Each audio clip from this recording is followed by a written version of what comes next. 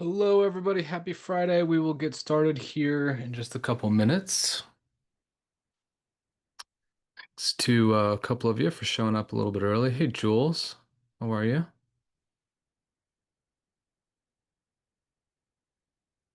Always like when you're here, Jules, because you can let me know if my screen is working or not. So thank you.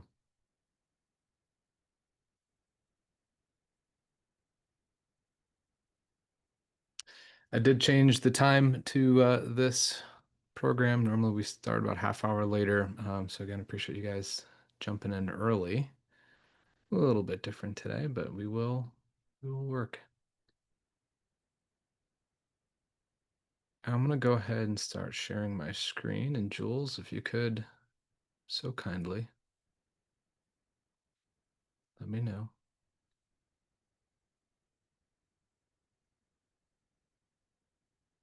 Good, Jules? See my screen?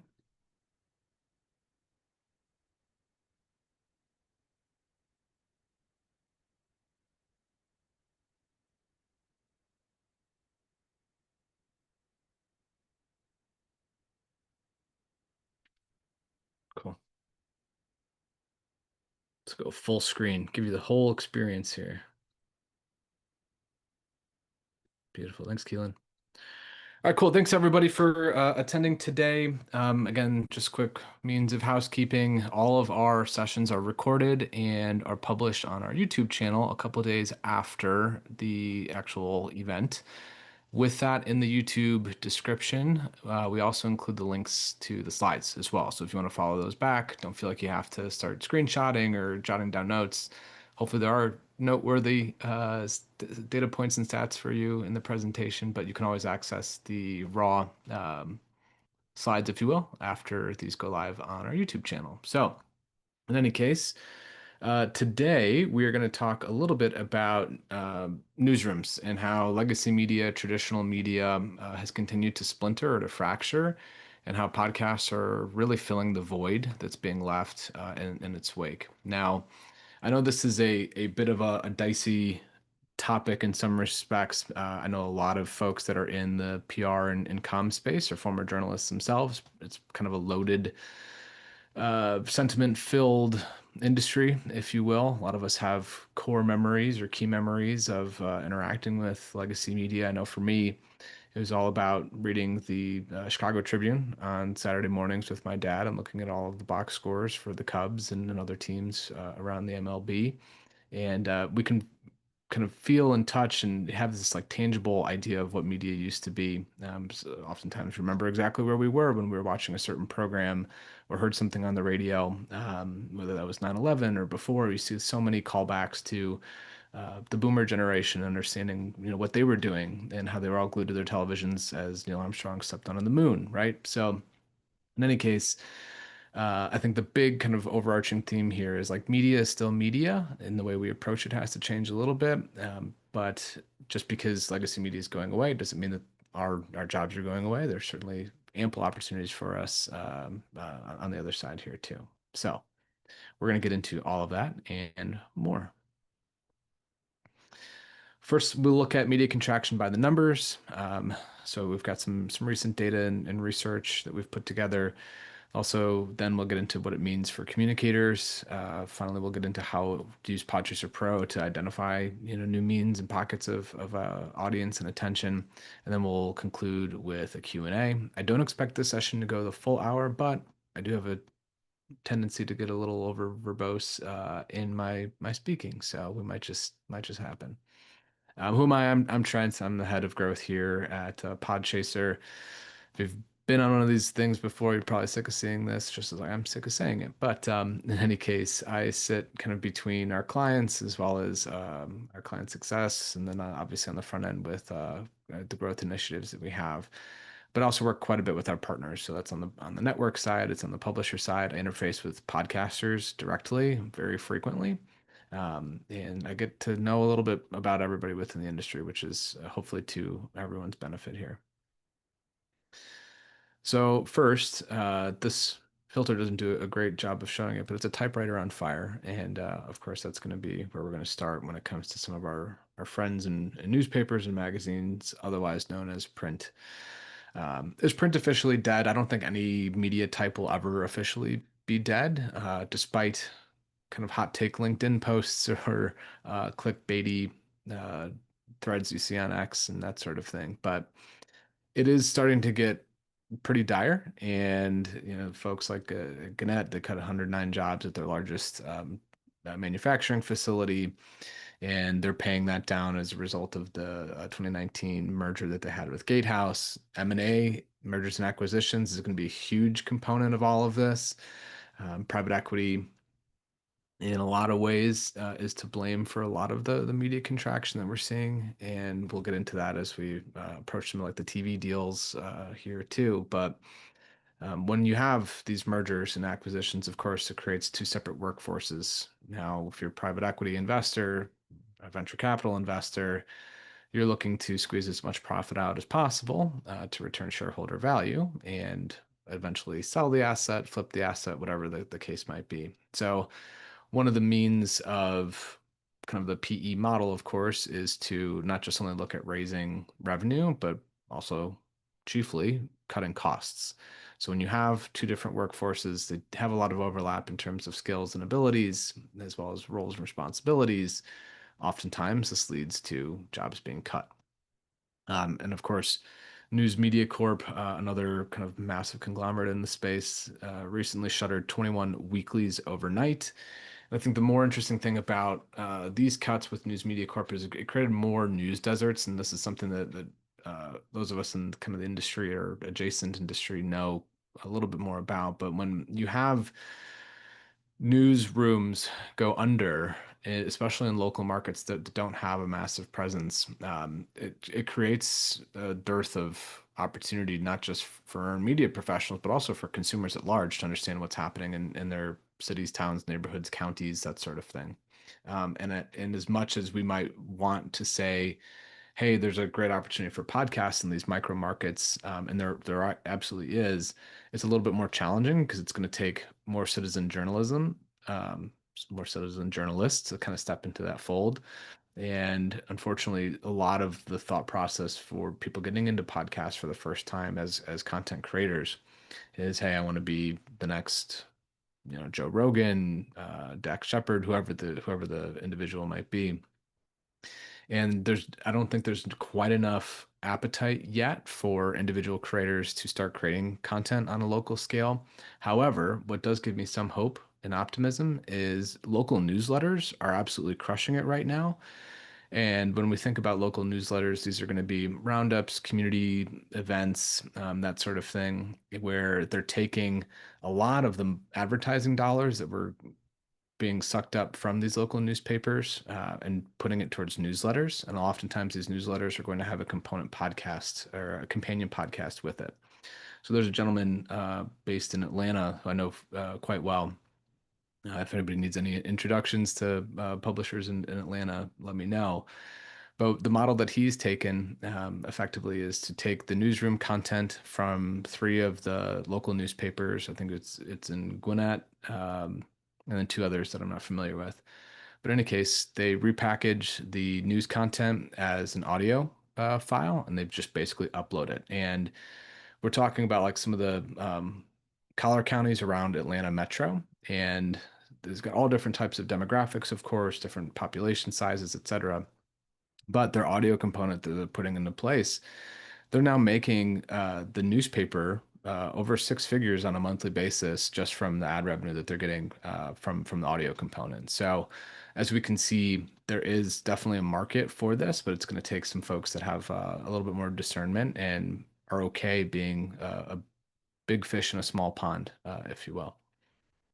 So moving on from News Media Corp, the next thing is Condé Nast, which of course has been mired in all kinds of mergers and acquisitions, but they made big cuts across Wired, GQ, and Vogue. And like many other publishers, they've pivoted pretty strongly into social and video.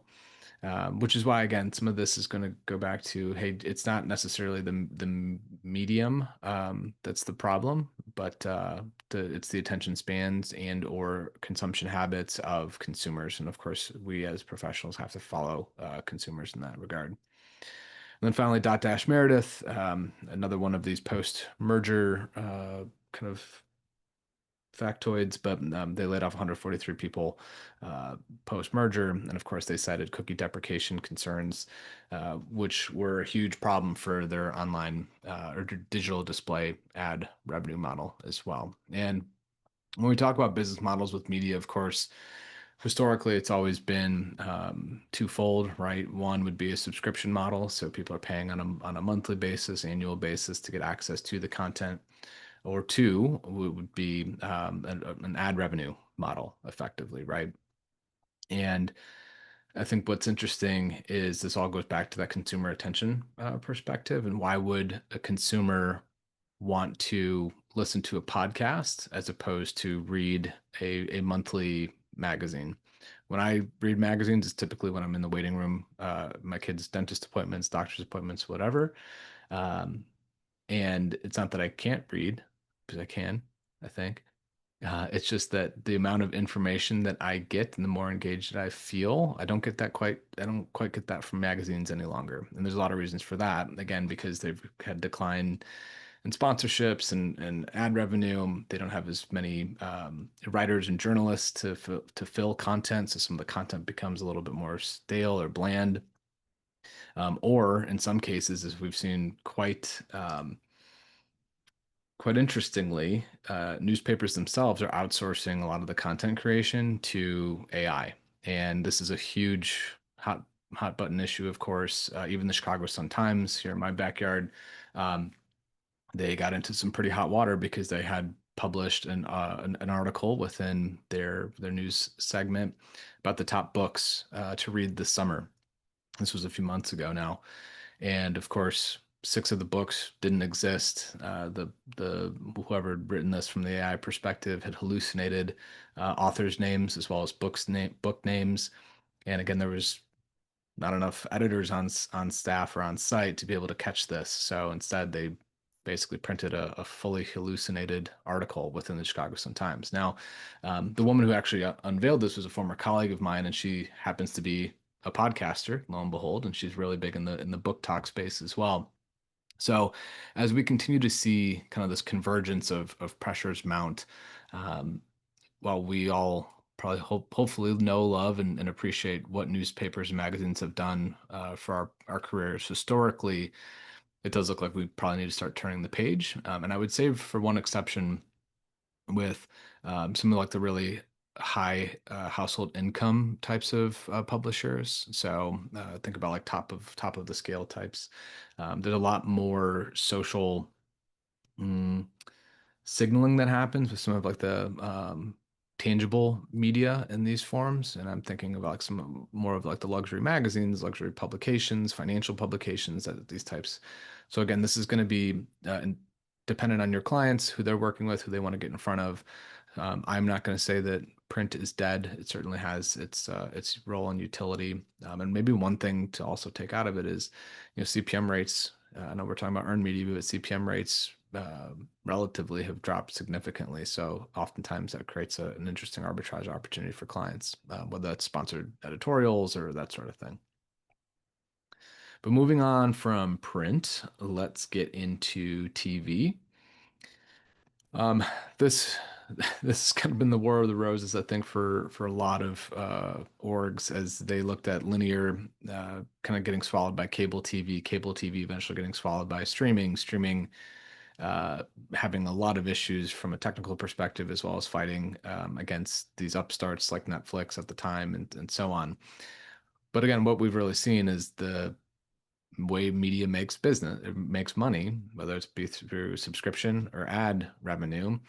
Almost everybody's chasing one or both. And as a result, again, with the mergers and acquisitions being part of the story as well, we've seen even the behemoth of Disney ABC cut 6% of their staff in June. Paramount, of course, has got a lot of issues, but cut 15% of their TV workforce over 3 waves. CNN has also been virtually gutted in many respects as well.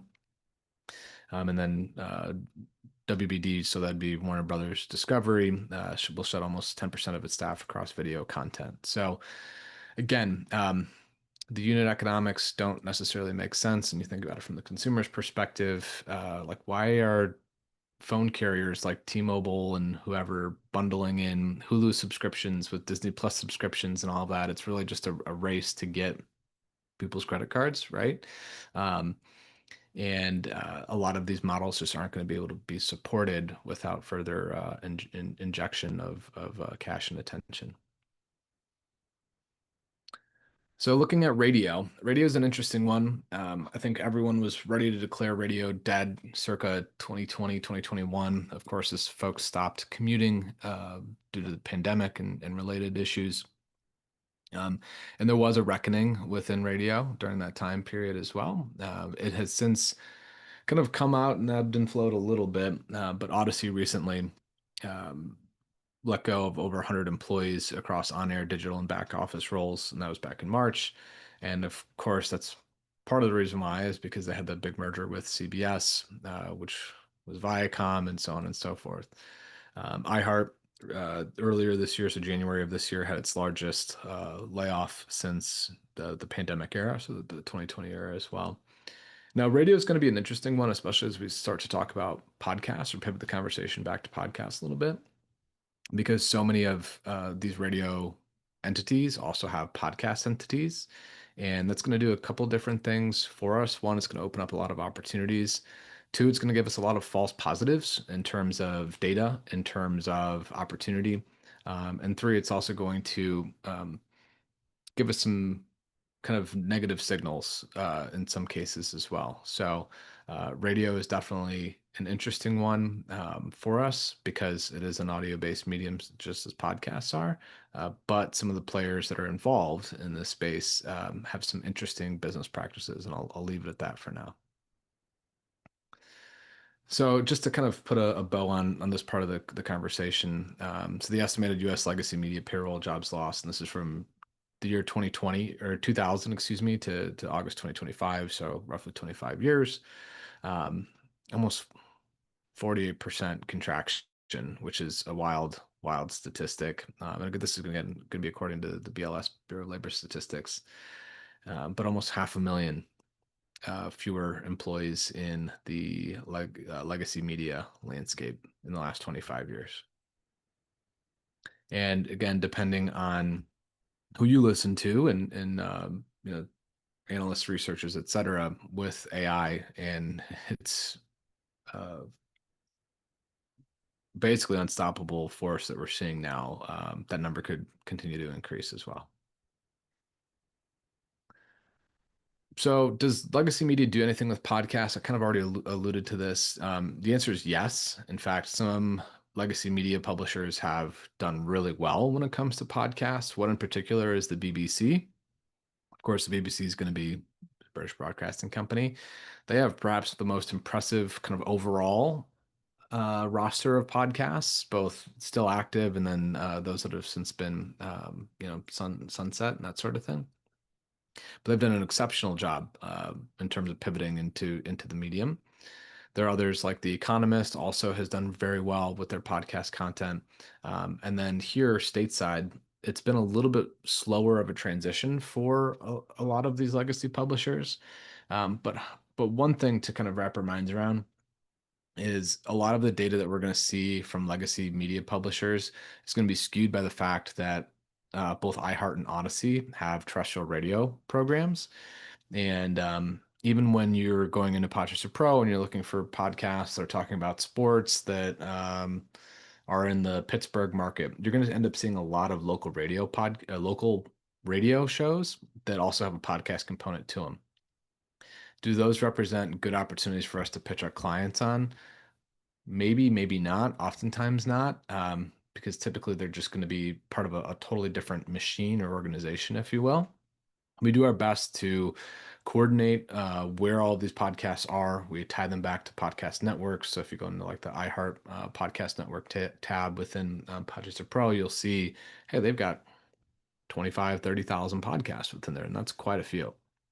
Um, but if we were to remove iHeart and Odyssey from this kind of mix, there's likely about 2,000 legacy media publishers that also produce podcasts. So likely 2,000 podcasts within that data set. And again, that's going to be something like the Condé Nast's. Vox is also excluded from this number. But if you or your client still want to have what I guess I would call the prestige of a legacy media outlet, whether that's Wall Street Journal or Harvard Business Review or whatever that might be. Like those opportunities still exist out there, which is great, and some of them done quite well with that. Wall Street Journal does some really good work. HBR, like I said, has done some very good work. But then there are others that either took that first step into podcast and never really got gained foothold within it, and kind of have let their entities go by the wayside. So. Short answer, yes, legacy media does do podcasts, but they're typically not quite as strong as what we'll see with some of the independent creators as well, or podcast native media. So, podcast, the fast setting mortar and legacy media's cracked foundation. It's a little corny, but a little play on a Friday.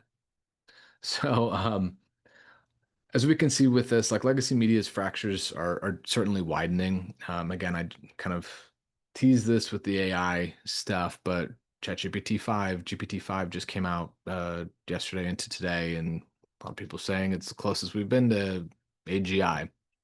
Whether that's true or not, I don't know, but you can, if you haven't really had your finger to the pulse of this, I mean, almost every piece of content, whether it's written by AI, influenced by AI, or can't tell the difference between it being a real post or an AI post. It's the amount of content that we are competing with every single day is increasing significantly. And I think that's why it's a huge opportunity for us as earned media professionals to get our clients' stories out there and put their face, their name, their story into the ears of podcast audiences worldwide. And when we're fighting this synthetic world, like the best thing we can do is add more organic to it. And again, this is where I think podcast interviews are still such an important piece of your overall media mix. But again, looking at this new U.S. newspaper newsroom employment, it's under plunged 57% since 2008. Hundreds more journalists were cut in 2024. Now, I will say LA Times did cut quite a few, but I don't know if you guys saw New York Post just announced that they're going to have a New York, an LA office opening up. So that's an interesting one.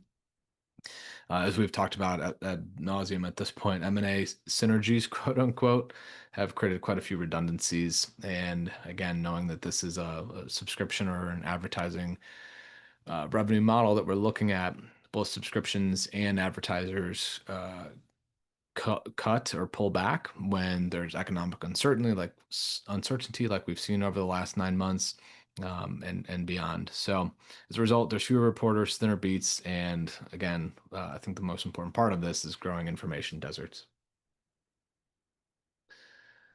So one of the things with audio, which I think is interesting, is radio used to be the king, of course. Then we went through that area where video killed the radio star, dating myself a little bit, and perhaps some of our attendees too. But audio never went away; it just started to migrate. And I think one of the reasons why, in addition to all of like the socio-cultural reasons, but I think there's a real strong argument to be made that technological advancement is to be the reason why podcasts continue to grow in popularity. And when I'm talking about that, I'm talking about like this little case right here. These are my AirPods. As I think maybe some of you have seen, AirPods are like the most profitable business line that Apple has, like far surpassing MacBooks and iPhones and all the like. Which is a crazy thing to think about, but it's really become um, almost like our central operating system. Yes, obviously there's Siri and Apple OS and all that stuff. But when we think about our daily routine, like I have the AirPods in when I'm at the gym, when I'm driving, when I'm doing chores around the house, when I'm walking the dogs. And it just means I have direct access to like literally anything I ever want to hear. And I can do that through Spotify, I can do it through Apple, et cetera. So I don't think, well, yes, all the societal changes definitely make a huge impact on podcast growth. I think the ability or availability of tech has also made that possible as well. And it's not just AirPods. Obviously, there are Beats and knockoffs off of Amazon, et cetera. But really, like Apple has been a huge catalyst for growth.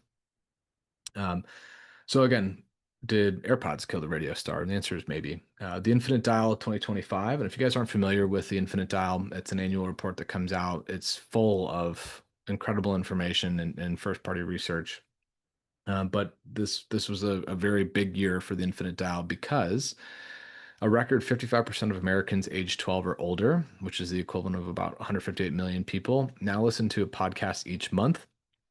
And that's up from 46 million in 2015, when 40% tuned in, and ultimately 40% tuned in weekly. So in 10 years, we've gained, over 100 million people listening to podcasts. So again, there's a lot of reasons for that, but it's a huge kind of call out number. Maybe even more importantly, too, is listening time has actually exploded. So by upwards of 355%. So from 170 million to 773 million weekly hours over the last decade as well. So not only are more people listening to it, but the people that are listening to podcasts are listening to it for a lot longer, which is a huge win for our industry and should be something that you can put in front of a client who might be hesitant to get into podcasts. Or so how do I know people are going to listen to us, et cetera. Podcasts have officially gone mainstream. Then finally, nearly half of Americans both watch and listen to podcasts, and YouTube is now the top podcast platform, which again is going to be all of these things that we've talked about with media changing. Podcasts are not immune from that. Podcasts aren't immune from the layoffs either. If you've been paying attention, Wondery, which probably had one of the more sterling brand reputations within the podcast industry, was owned by Amazon. Amazon made the decision to effectively shut Wondery down, merge it with a different team on the Audible side. So all the narrative podcasts are going to Audible, and then a lot of the other creator kind of centric video podcasts and interview podcasts are going to be tied with this new business unit that's also working quite a bit with creators on the music side. So podcasting is not immune from any of these things. And I think that really just hopefully underscores the point that media is always in a state of flux. And it's because of consumer attention, it's because of the business models, it's because of all of these things that we've already been discussing.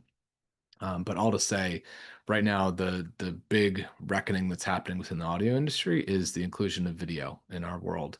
And even in a lot of the public statements and press releases and interviews that have been given from Wondery folks to the press at large, they cite video podcasts as being a big reason as to why they made this decision to shut down Wondery. Wondery, of course, was famous for their narrative podcasts like Dear John, which turned into, of course, the streaming series as well. So in any case, there's one thing to take away from all of this is media is in a constant state of change. Podcasts are continuing to grow, but podcasts are continuing to evolve as well.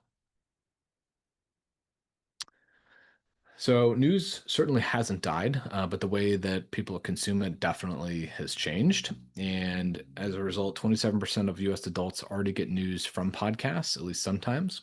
And that's already overtaken print magazines, and it's closing in on local TV as local TV continues to get watered down through syndication and that sort of thing. Expect those numbers to certainly change as well. 75% of podcast listeners who get news from podcasts say that podcasts deliver stories they wouldn't hear elsewhere. And I think that's a really interesting kind of tidbit to take back as well, because I just alluded to it with the syndication of content.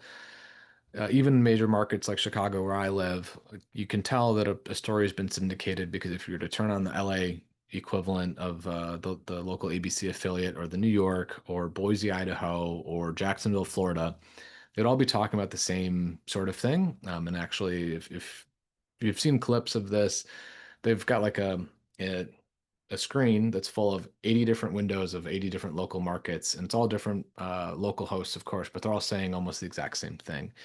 So the syndication component, again, because of pressures that are put on media entities or media outlets from advertising, from subscription, et cetera, that's a huge problem. So of course, why are people flocking to podcasts? Well, they're talking about new things. They're talking about novel things. They're talking about different things that they're not getting out of local news or regional news or even national news, right? So, in any case, what this has now created is the rise of local networks. And I talked a little bit about this before, but there are networks such as CityCast, the All City network is another one where they're creating basically a modern equivalent of these local news outlets. And why did local news outlets begin? There's the franchise model. They had to pay in.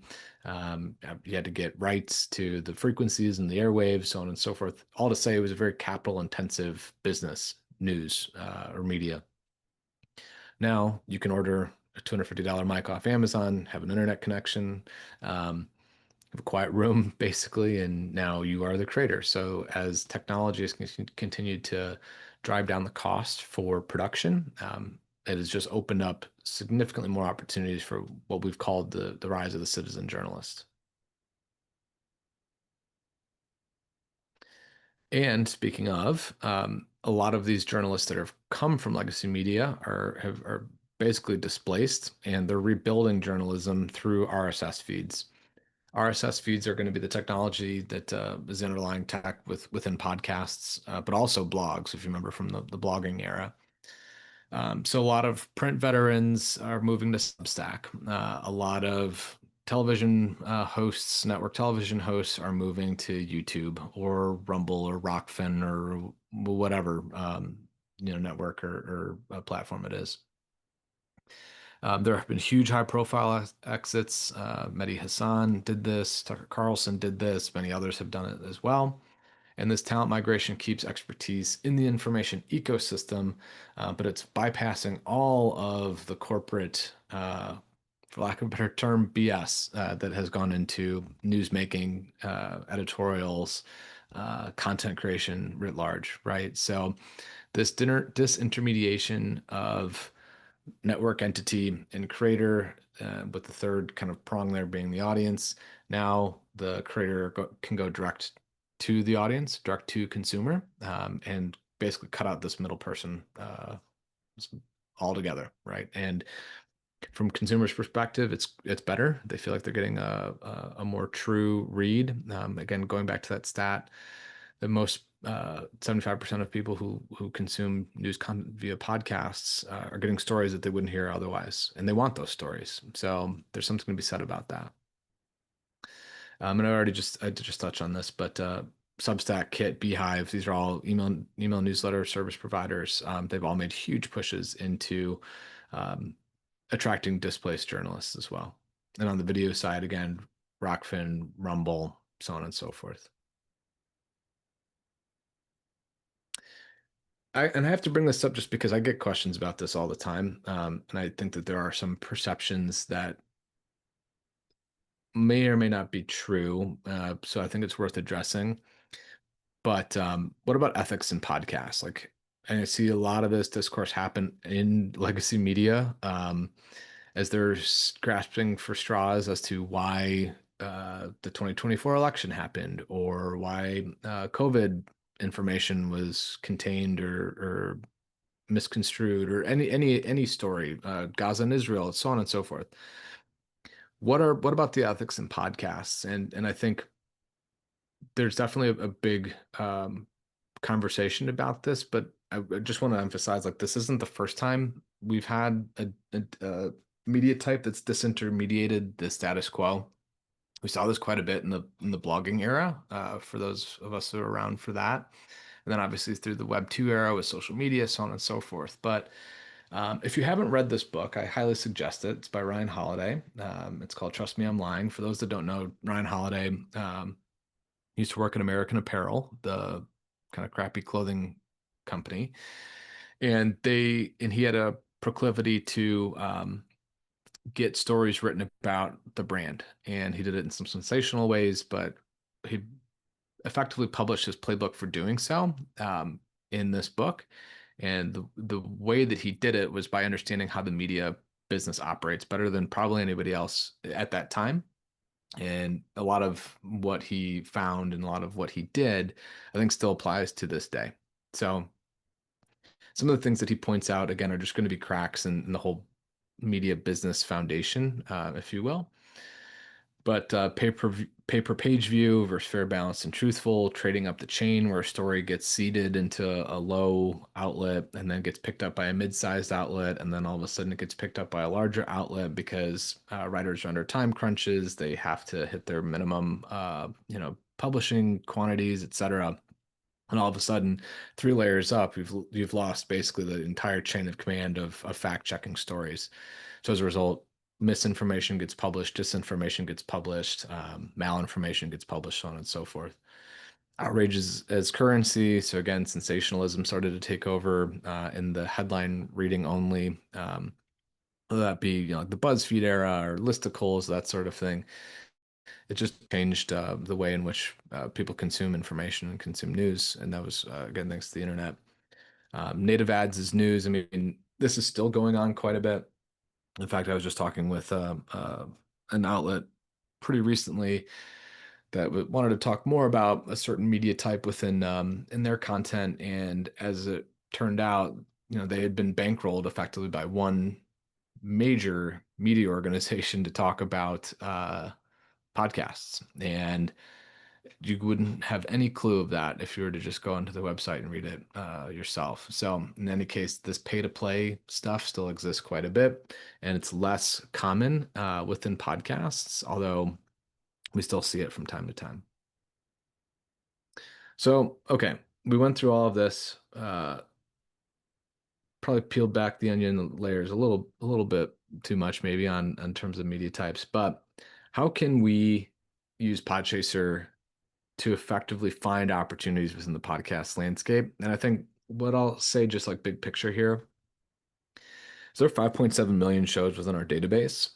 I don't think anybody's ever going to have time to go through all 5.7 million. That's not the expectation. But Podchaser does have quite a few tools and features that are going to help you specifically with the discovery side. And I think the one thing that I see quite a bit from our clients is they're under the gun. They've got a deadline they have to hit. Client needs X, Y, and Z by tomorrow, needed it by yesterday. So you log into Podchaser Pro, you do a quick search, you hopefully find some relevant information fast. You pull out the email, you send the pitch, and you wait and you pray and you've crossed your fingers that that's going to get responded to and ultimately land as a yes. And I think what I'd like you to take away from this conversation is we want you to be more intentional about the medium. Um, Podcasts are super unique because of this parasocial relationship that exists between hosts and their audiences. They're super unique because they allow us to do a lot of content repurposing and amplification of the content outside of just the audio format. And podcasts have become a much larger part of the day-to-day lives of Americans every single day. So please, if we could slow down and take a much more measured approach to the medium, I think everyone would do a lot better. And some of this is coming from client conversations. Others, and other examples of this, coming from what I see from some of these AI pitch providers, talking about how, hey, with our tool, you can pitch 150 podcasters every week. Well, 150 podcasts a week is 300 every other week, which is 600 every month, and that's on the low side. There's probably not 600 podcasts for you to pitch to any given client. So while yes, AI is cool and it allows us to do a lot of different things and speed up a lot of our work, it's not the solution for podcasts, in my opinion. It can be an aid, but it shouldn't replace what we are. And I think that's craftspeople. I think a lot of communicators forget that. PR should be like an elevated profession. It should be something where like you wield significant influence, which is a great thing, and we have to do so responsibly. So if you are doing spray and pray, if you are, just firing off AI messages all day, every day, please take a step back and use some of these tools that Podchaser provides, because I think you're going to end up getting a lot more out of the medium. So the more you put into the medium, I think the more you're going to get out of it. But the first use case is going to be Podchaser 25. So we publish this on a monthly basis. What we do is we look at the top podcasts that publish the first episode within the last 90 days. And this is going to be podcasts that are English speaking only. And this is going to be primarily in the Western market, but we also look at global as well. And with that, we can see shows that have jumped onto the list, have risen on the list, have fallen on the list, etc. And it's just going to give us a really good way to identify maybe some new trends, some new content formats, some new podcasts that might be a good fit for our clients as well. Now, the spirit of this is to find new and trending podcasts, and you can do that without waiting for the Podchaser 25 list to come out. So if you go into Podchaser Pro and you go to podcasts, one of the things you can do is go on the left-hand rail. Yes, you want to put in like the categories you're looking for, or active and has gas, or the audience types. But one thing I would highly recommend if you want to find new and trending podcasts is to go to the tab that says dated first episode and just make it, today is what, August 8th. Make the first episode June 8th. So it'll be every podcast that in those filters that you had already used that has launched their first episode within the last 2 months. That's going to help you identify new podcasts that are coming out that are relevant to your clients and relevant to the work that you're doing as well. So that's going to be a very useful feature. The second use case is to build lists by ICP. ICP is going to be ideal customer profile, ideal client profile. Do this from your client's perspective, of course. So if I'm representing Dell Computers, right? Who does Dell Computers want to sell more Dell Computers to? So on and so forth. But you can use exact phrase searches to identify podcasts that have the ICP in the podcast title or podcast description. And then you can also use Pro's demographic filters to find exact or similar job titles among podcast audiences. And you might be saying, yeah, well, I already do this. But what I'm saying from this perspective is to do this before you ever even need to send a pitch. I know it's a lot to ask, but maybe you've got more downtime on Fridays, and instead of joining me, you go into Podchaser Pro and you find, I want to find every podcast that talks about chief product officers. Go in there, spend about 30 minutes, 20 minutes maybe, type in chief product officers in quote, or chief product officer in quotes, CPO in quotes, and then add those podcasts to a list. So now when you need to name the list chief product officer podcasts, so now when you need to go back to a client work or a piece of a deliverable for a client, pull up the list you already created. You can add podcasts to that list over time as well. So every month you do a quick check-in. Hey, have there been any new podcasts that have been launched that have chief product officer in the podcast title or podcast description? Do the same thing with the transcript search. Are there any new podcasts that have come out that have discussed chief product officers over the last 3 months? Again, these are going to be some things that you could do that are going to be always on. And we've had more clients asking us to build these lists on their behalf, which is great because it's you're doing the research up front. So when you do need it, you can access it more quickly. Use case number 3 is going to be planting seeds. And when we did the webinar with Lauren Pissell a couple months ago, if you guys were here for that, I think she did a really good job of explaining, like, she's in the business of relationships with podcasters. Now it helps that her clients are typically podcasters themselves, as opposed to, Fortune 500 CEOs. But I think the principle that remains here is she does a really good job of trying to like actually connect with the podcaster or the podcast producer before she ever sends a pitch. So she's following them on social media, both from her account, her client's account, her brand's account, etc. She's trying to add value. She's engaging with their content on social, in podcasts, email newsletters, etc. because that way she really understands who they are. She understands what they're looking for. She can speak much more intelligibly about why the guest that she's representing would be a good fit for the podcast. And again, a lot of our clients don't do this right now. I understand why. 5.7 million podcasts, nearly impossible to do. But the truth of the matter is there's probably 50 to 100 podcasts that you should really have your eye on at any given time. Yes, new ones are going to pop up, so you're going to add them. Some shows are going to stop producing new episodes, so you're going to take those off your list. But this should be like a living and breathing research process. It shouldn't just be, I got to do this just in time because my client's waiting on a deliverable for me. So, and just real quick, I think this bears repeating because we are going through this evolution within our industry, and I've talked about this once in webinars before, but I think we need to bring it up once again. But the shift to video podcast does represent some significant challenges as well as significant opportunities for earned media pros, i.e., those that are trying to get clients booked as guests on podcasts. So first, why is YouTube becoming such a big component in podcasts? One, YouTube has made it more easily accessible for podcasters. So now you can just ingest your RSS feed into the YouTube platform, which makes it much more similar to how Apple and Spotify work. Secondarily, the videoification of all social platforms is here, and we can thank TikTok for that. But we've seen Instagram, Facebook, even LinkedIn, X to some extent, Snapchat, etc., have all taken short form content quite seriously and have all prioritized it in terms of content they display on their sites. So as a result, we're now primed to consume content in that format.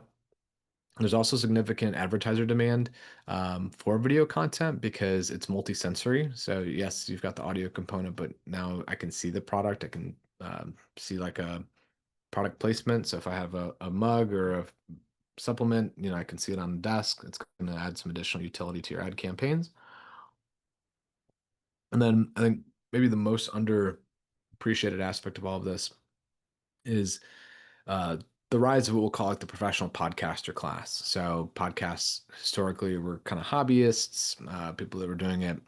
It's not their 9 to 5, but they're 5 to 9. So after they get off of work, etc.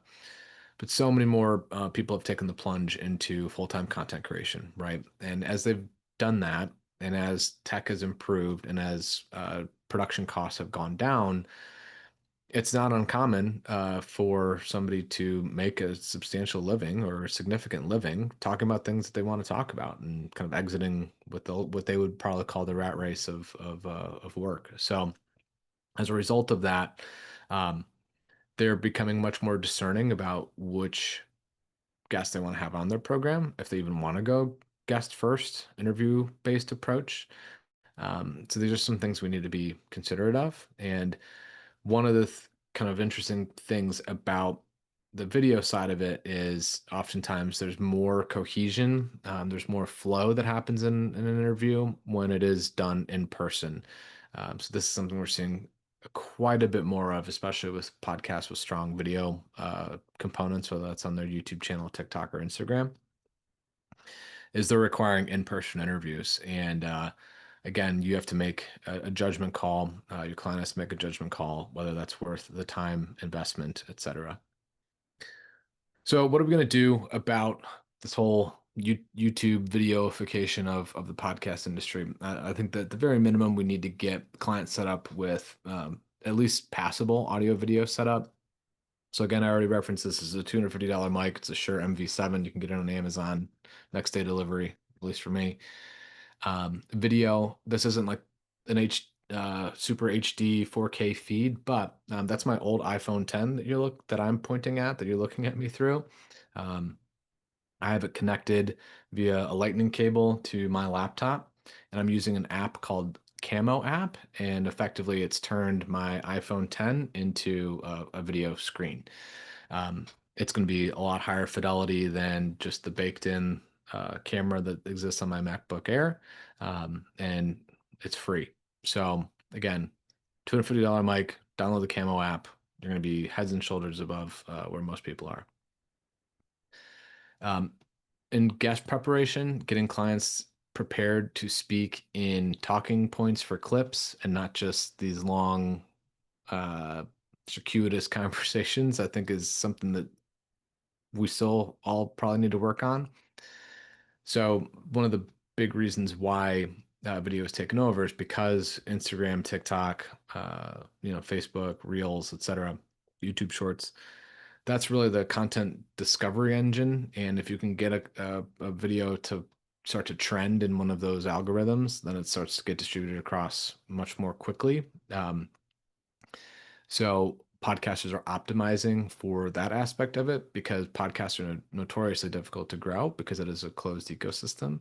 But once you introduce video to it, you introduce YouTube into it, you introduce all the other algorithm-based social channels into it, then they really start to see it. So instead of the client taking the long meandering path to land their story, think about structuring the clip in almost like screenwriting terms, right? So tell their story in a three-act structure that they can do it in 30 seconds, right? There's the beginning, here's the middle, here is the end. Introduce some tension to make the clip feel even more dramatic, those sorts of things. And sometimes editors will do stuff like that with different cuts or sounds or that sort of thing. But again, like getting our clients to feel comfortable, not just with a hour-long interview, but also in a 30-second condensed clip. It's a unique challenge for us to figure out, but I think one that's worthwhile because ultimately they're going to get more success. They're going to have more benefit by approaching it that way. And then when it comes to some of these in-studio recordings or in-person video recordings, it's more going to be more common with network affiliated shows. However, I just heard from a podcaster who's in New York. She's great. She's got a huge social audience, kind of a small podcast audience. Adamant, 100% adamant that it has to be done in person. And she's an independent podcaster. So again, this is an interesting, albeit a little bit scary thought. But in studio podcasts typically are going to be in major metro areas. So LA, of course, obviously you're in Hollywood's backyard. New York, like I just mentioned, Austin, which has a thriving tech as well as art scene, culture scene, obviously South by Southwest. I mean, there's just a lot of podcasters that are in and around the Austin area. Miami, which is growing a lot, Denver, which is growing a lot, Chicago, of course, and Chicago has a third largest media market, and then Atlanta. Obviously, Atlanta has been home to CNN and some other news programs as well. So, if you have clients in and around those areas, it's even worth mentioning as you're negotiating or trying to schedule interviews with podcasters that have said yes, we want to have your guest on. Try to push for in person if you can, or if they have that component. And how do you identify if they're doing in person stuff? Maybe even before you begin pitching podcasts, build your hit list, the top 10 shows you want to get your client booked on. Go check out their social channels, see the video clips that they're posting. If the video clips that they're posting is the host sitting across a desk from somebody that they're interviewing, it's probably a pretty good call that they do mostly in person. But if you go back to their clips and you see, hey, there's somebody broadcasting through what looks like Zoom or Riverside or what have you, maybe that's more beneficial based on your client's schedule needs, etc. So ultimately, you're going to have to, in conjunction with your client, weigh the production value versus logistics costs. I will say, having had a few clients do in-person interviews, they tend to go really well and they're really usable for ongoing kind of evergreen content as well because they're being recorded and published with really top tier tech and gadgets. So, in any case, I think that will conclude the session. But again, media has always been in the state of flux. Media is beholden to advertising and subscription models. Even us as earned media professionals, sometimes we might side eye our paid media colleagues for some reasons. But really, we do have to follow the trends, and as consumer interests and behaviors continue to change, and media consumption habits continue to change, we have to be aware of that. We have to follow that. So while we'll miss a lot of the legacy outlets and feel bad about their precipitous decline, we have to prepare ourselves and our clients for what happens next. And again, we've seen this evolution from the tangible print-based to linear TV to streaming to always on demand with audio, and now audio pivoting into video. And what comes after that, I guess we will find out.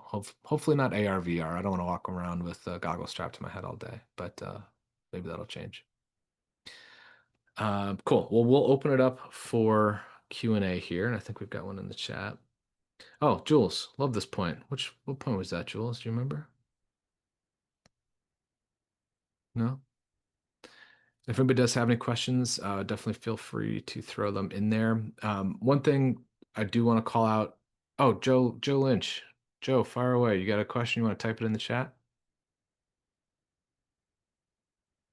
While Joe's doing that, when it comes to doing that proactive list building, those that are Podchaser Pro users, if you don't know this, you do get access to White Glove Concierge list building services. And that's something that Jules or John or Sydney, whoever your client success manager is, can walk you through. A lot of our clients are having a ton of success with this, and it's because the team that builds the lists on your behalf is the same team that was booking 80 clients per month as guests on podcasts when we used to have our guest booking agency called Podchaser Connect. And that's the division that I ran for about 2 years before it was acquired by a different agency. So like the team that goes out and builds the list for you, like they're looking for best fit opportunities as opposed to any fit opportunities. And I think that's a huge um, differentiator, because we're not just using like keywords to find, let's say you're representing somebody who is a chef who's got their own olive oil brand, for example. What we see so many new Podchaser Pro users do is look for any podcast that mentions the word chef, and then they pitch the same pitch to 27 different podcasts that have talked about chefs before. And that's just not how you're going to win in this world. It's not how you're going to show the hosts you know them. It's not going to get people to say yes. So it takes an additional level of discernment. And how do you get that? It's through experience, which is why I'm recommending that you do 30 minutes on a Friday, whether it's with me or without me, up to you, to go through and start building lists for yourself. And if you don't have time to do that, you can take advantage of our list building service. Again, contact your client success manager, be it Jules, John, or Sydney. Yeah, Jules. So it was when we were talking about following the podcast on socials. That is noticeable to the podcast for sure. Yeah, it really is. And we saw recently a podcast producer took a screenshot of a podcast pitch and offered some unsolicited commentary about it. And one of the suggestions that this producer had was, hey, show me you know me. Why don't you reach out to me, connect with me on LinkedIn? Uh, like you don't have to just send me 13 different emails to follow up. Like you can approach me a different way. Leave a voice memo, send me a sizzle reel, send me a voice note, whatever it is. So there's a lot of different ways, and that's like when we think about, oh, there's 5.7 million shows within Podchaser. How would I ever be able to do that? You shouldn't. I'm not telling you you should. You should find, again, that first 10, 20, 50 shows that are going to be a fit for your client. You've got multiple clients, totally understand. It's not super scalable, but you should do it because you want to understand kind of what makes these podcasts tick. Because if you understand who they are, what they care about, what kind of content they cover, you'll have a much better time crafting a pitch that's going to actually resonate with them. At the end of the day, like we're not measured based on how many pitches we sent. We're measured on what was the outcome, how many guest appearances actually landed, and what was the result of those guest appearances, right? So we're not a spray and pray advocacy group. We are a measured approach group. Let's see, Joe. I'm a podcaster in the logistics space. I've paid programs through my leadership program and sponsorship, basically pay to play. What are some of the challenges and opportunities for this approach? Yeah, as a podcaster, what are some of the challenges, opportunities for this approach? Yeah, I mean, as a podcaster, Joe, I think you reserve the right to do that, and honestly, I think you probably should. I watch a lot of Bravo with my wife, good, bad, or otherwise. But last night on Watch What Happens Live, they had an actress who I forget her name, but she was in Ozark. She's got the blonde curly hair, whatever her name is. She was on Watch What Happens Live with Andy Cohen because she was promoting her new movie that is coming out, and I forget what it's called too. Sorry, but before the Watch What Happens Live started, there were three different ads for the movie, and when you think about, well, this is a famous actress. She's lending her celebrity, her credibility to this Bravo program.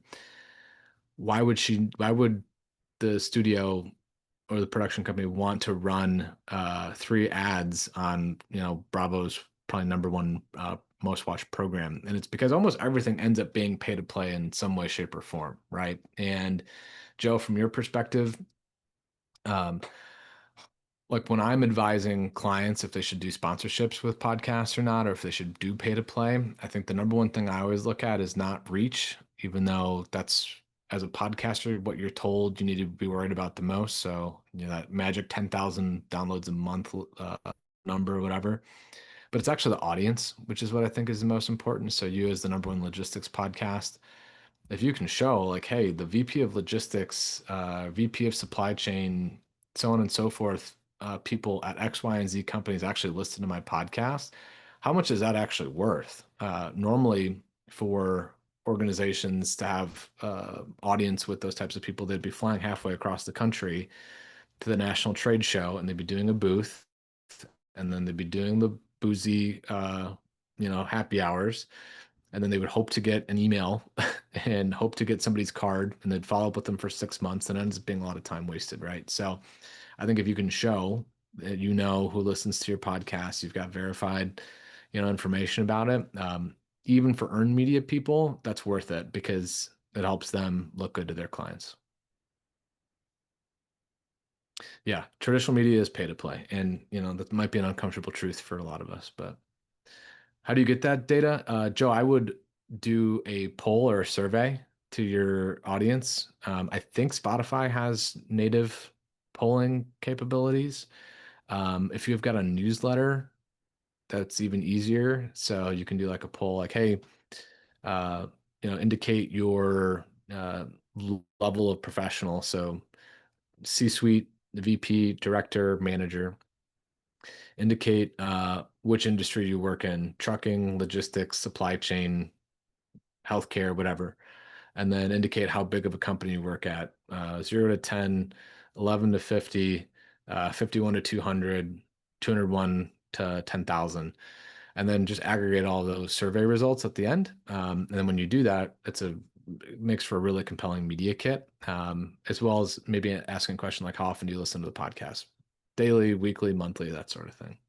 But yeah, Joe, that's all going to be sourced, I would say, from survey data from your audience themselves. Cool. Awesome. Well, I know we are a little bit over time. I want to thank everybody for their time and attention today. Again, this will be up on YouTube starting next week. You'll get an email that says, hey, here's the link, as well as the slides coming after. But media is changing. That's not a bad thing. It does open up a significant opportunity for us and for our clients. So cheers, everybody. Hope you have a great weekend.